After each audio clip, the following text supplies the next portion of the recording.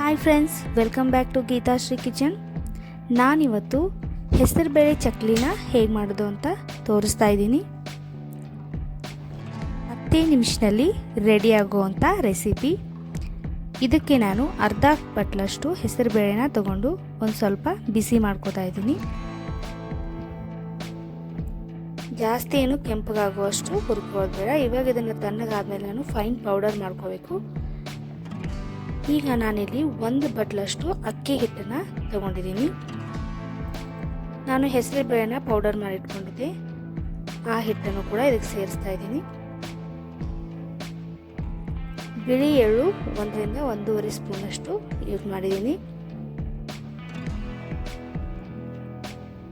ಅಚ್ಚ ಖಾರದ ಪುಡಿ 1 ಸ್ಪೂನ್, ಜೀರಿಗೆ 1 ಅರ್ಧ ಸ್ಪೂನ್,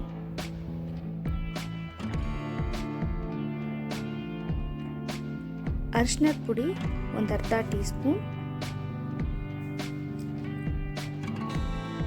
1 ಸ್ಪೂನಷ್ಟು ಅಜ್ವೈನ್ ತಗೊಂಡಿದ್ದೀನಿ. ಕ್ರಷ್ ಮಾಡಿ ಹಾಕಿದ್ರೆ ಟೇಸ್ಟ್ ತುಂಬ ಚೆನ್ನಾಗಿರುತ್ತೆ.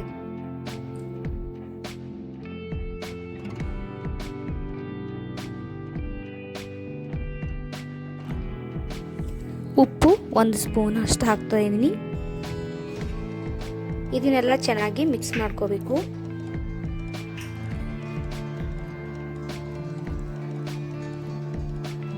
ಇವಾಗ ಇದಕ್ಕೆ ನಾನು 2 ಸ್ಪೂನಷ್ಟು 2 ಟೇಬಲ್ ಸ್ಪೂನಷ್ಟು ತುಪ್ಪನ ಯೂಸ್ ಮಾಡ್ತಾ ಇದ್ದೀನಿ. ಇದರಿಂದ ತುಂಬ ಕ್ರಿಸ್ಪಿಯಾಗಿರುತ್ತೆ ಚಕ್ಲಿ. ನೀವು ಬೇಕಾದರೆ 2 ಸ್ಪೂನಷ್ಟು ಬಿಸಿಯಾಗಿರೋ ಎಣ್ಣೆ ಹಾಕೊಂಡು ಕೂಡ ಮಿಕ್ಸ್ ಮಾಡ್ಕೋಬೋದು. ಇವಾಗ ಇದನ್ನು ಚೆನ್ನಾಗಿ ಎಲ್ಲ ಹಿಟ್ಟಿಗೆ ಹದವಾಗಿ ಸೇರಿಸ್ಕೋಬೇಕು. ಮಿಕ್ಸ್ ಮಾಡ್ಕೋತಾ ಇದ್ದೀನಿ ಈ ಥರ ನೋಡಿ. ಇವಾಗಿದು ಚೆನ್ನಾಗಿ ಮಿಕ್ಸ್ ಆಗಿದೆ. ನಾನು ಇದಕ್ಕೆ ಬಿಸಿ ನೀರಿಂದ ಈ ಹಿಟ್ಟನ್ನ ಕಲಿಸ್ಕೋತಾ ಇದ್ದೀನಿ. ಬಿಸಿ ಇರೋದ್ರಿಂದ ಸ್ಪೂನಿಂದನೇ ಮಿಕ್ಸ್ ಮಾಡಿಕೊಂಡು ಆಮೇಲೆ ಕೈಯಿಂದ ಚೆನ್ನಾಗಿ ಸಾಫ್ಟಾಗಿ ಹಿಟ್ಟನ್ನು ರೆಡಿ ಮಾಡ್ಕೋಬೇಕು.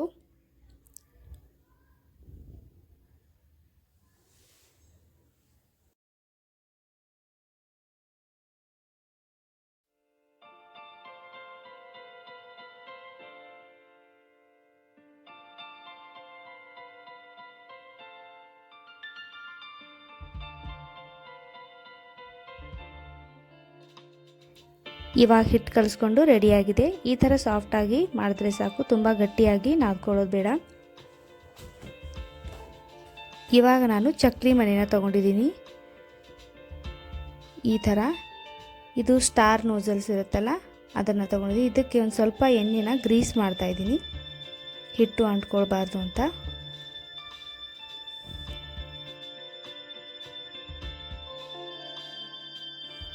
ನಾನು ಒಂದು ಸ್ವಲ್ಪ ಹಿಟ್ಟನ್ನು ಇದಕ್ಕೆ ಹಾಕೋತಾ ಇದ್ದೀನಿ ತಗೊಂಡು.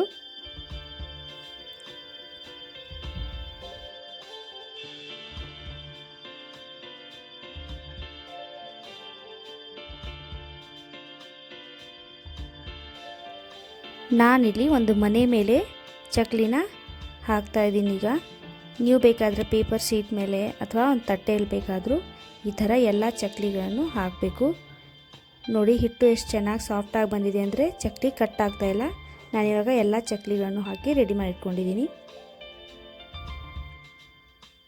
ಮೊದಲೇ ಒಂದು ಸೈಡ್ ನಾನು ಎಣ್ಣೆನ ಬಿಸಿ ಮಾಡೋಕ್ಕಿಟ್ಟಿದ್ದೆ. ಇವಾಗ ಎಲ್ಲ ಚಕ್ಲಿಗಳನ್ನು ಹಾಕ್ತಾಯಿದ್ದೀನಿ. ಎಷ್ಟು ಸ್ಪೇಸ್ ಇರುತ್ತೋ ಅಷ್ಟೇ ಚಕ್ಲಿಗಳನ್ನು ಹಾಕಿ ಫ್ರೈ ಮಾಡ್ಕೋಬೇಕು. ಮೀಡಿಯಮ್ ಫ್ಲೇಮಲ್ಲಿ ಫ್ರೈ ಮಾಡಿ.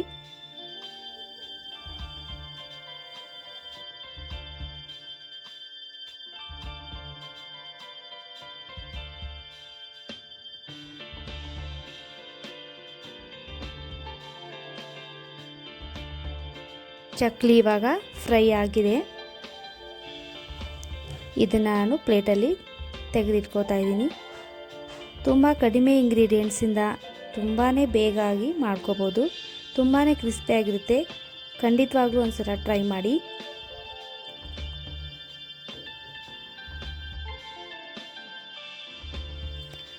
ಫ್ರೆಂಡ್ಸ್, ನೀವು ನಮ್ಮ ಚಾನಲ್ಗೆ ಹೊಸದಾಗಿದ್ದರೆ ನಮ್ಮ ಚಾನಲ್ನ ಲೈಕ್ ಮಾಡಿ, ಶೇರ್ ಮಾಡಿ, ಹಾಗೆ ಸಬ್ಸ್ಕ್ರೈಬ್ ಕೂಡ ಮಾಡ್ಕೊಳ್ಳಿ. ಹೀಗೆ ಸಪೋರ್ಟ್ ಮಾಡ್ತಾಯಿರಿ.